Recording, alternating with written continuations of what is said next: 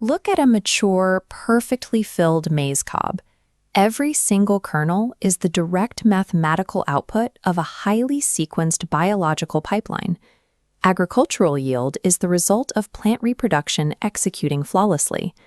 But often, a farmer will pull back the husk to find a cob missing dozens of grains, displaying an erratic, gap-toothed appearance.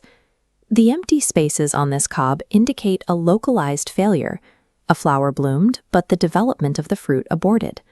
To diagnose why this happens, we have to look past the plant as a whole and break sexual reproduction down into its distinct mechanical phases. That pipeline relies on three specific stages: the anatomical structure, the ecological transport system known as pollination, and the cellular fusion event, or fertilization.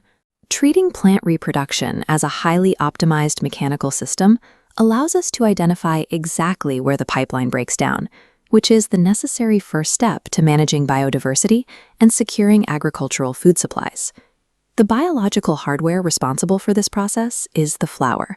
It is a specialized organ engineered for angiosperm reproduction. This cross-section of a generalized hibiscus flower has two distinct zones: protective sterile outer whorls and active inner reproductive whorls. Outside, sepals protect the bud, while brightly colored petals function as an attraction mechanism for pollinators. Moving inward, we find the male hardware, the stamen. At the tip of each stamen sits the anther, the dedicated production site for pollen grains. Directly in the center lies the female reproductive hardware, the pistil, consisting of the stigma, style, ovary, and ovules. The base of the pistil forms the ovary. This acts as a reinforced biological housing unit designed to protect the developing ovules inside.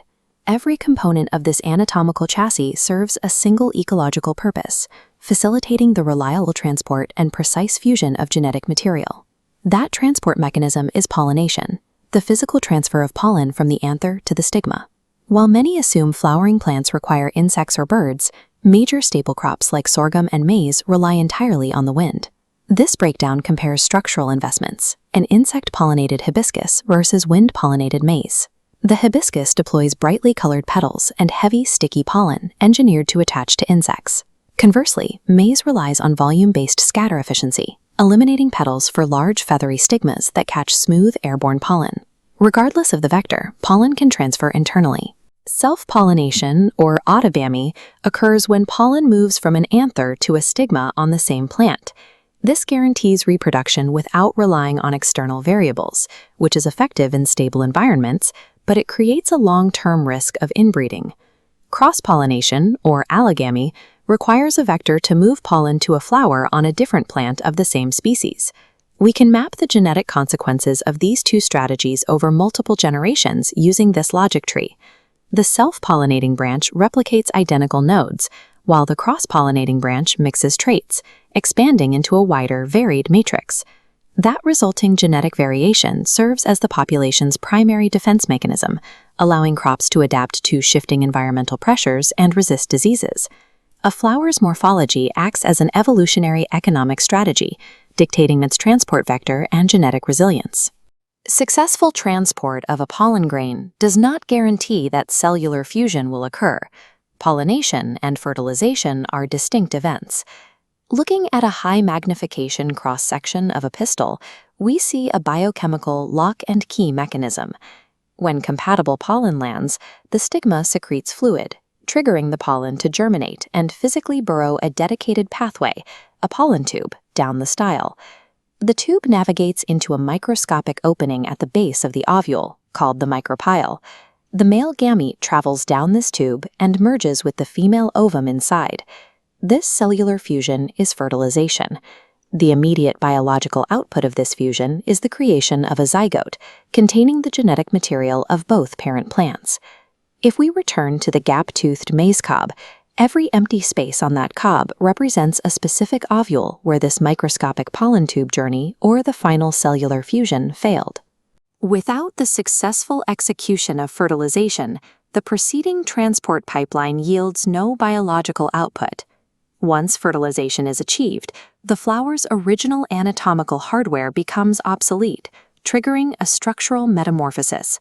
In this time-lapse model, the plant enters a senescence phase. The biological advertising and pollen production structures, the petals, sepals, and stamens, shrivel and fall away, leaving only the central pistil. Inside, the internal structures undergo a physical reconfiguration. The fertilized ovule hardens, encasing the zygote to become the seed. Simultaneously, the walls of the ovary swell outward to accommodate the seed, changing texture to become the fruit. The anatomical transition is definitive. The fertilized ovule becomes the seed, and the mature ovary becomes the fruit. The pipeline concludes with dispersal. The newly formed fruit acts as a biological vehicle to transport the seed away from the parent plant. Dispersal is an ecological necessity. By moving the offspring to a new location, the plant reduces direct competition for sunlight, water, and soil nutrients between itself and the next generation. The visual evidence of this pipeline success is found in local agriculture, from the persisting calyxes on eggplants to the perfectly filled rows of a mature maize cob. Mapping this sequence, from floral morphology to precise cellular fusion, provides the diagnostic framework required to identify and address the biological causes of yield failure in the field.